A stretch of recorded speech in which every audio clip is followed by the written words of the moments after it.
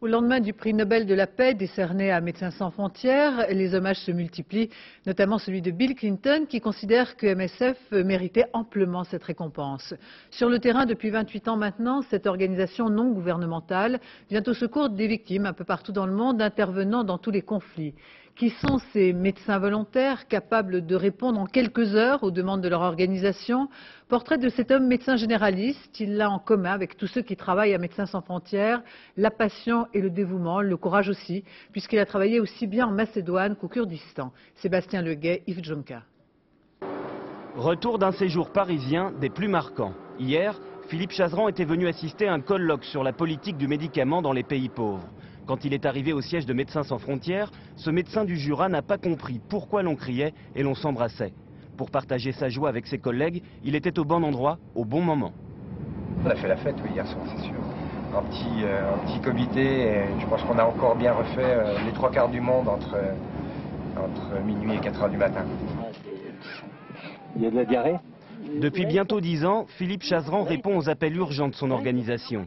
Ici, dans un camp de réfugiés rwandais en Tanzanie, pour mettre sur pied une structure de soins. 15 missions au total, aux prises avec une épidémie de choléra au Sénégal, dans les camps de Macédoine, en Arménie, au Kurdistan ou encore à Djibouti. La Tanzanie, en 1994, c'est le souvenir d'une angoisse qu'il a su transformer en énergie. On est médecin avec un stéthoscope et on se dit on va pas y arriver. 300 000 personnes, c'est Grenoble qu'on dépasse dans la campagne.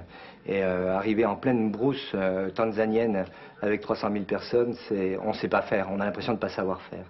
Et je crois que dans ce cas-là, on est positif, on arrive à redonner un petit peu de dignité humaine à ces personnes qu'on va aider. Sa femme Marie-Odile, également médecin, est complice de son engagement.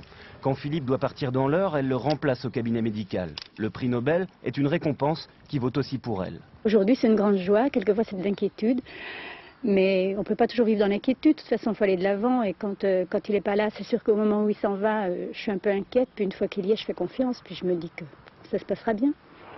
Les médecins du centre médical où ils travaillent sont tous engagés dans des activités associatives. C'est grâce à cette souplesse que ce généraliste organise sa double vie. En fait, j'ai trouvé ma place. Je sais que je dois travailler ici et mon boulot n'en a pris que plus de valeur. Je me sens un peu plus à l'écoute des gens au quotidien. Médecin de campagne et médecin baroudeur, entre le Jura et les pays lointains, Philippe Chazran est convaincu d'avoir donné un sens à son métier.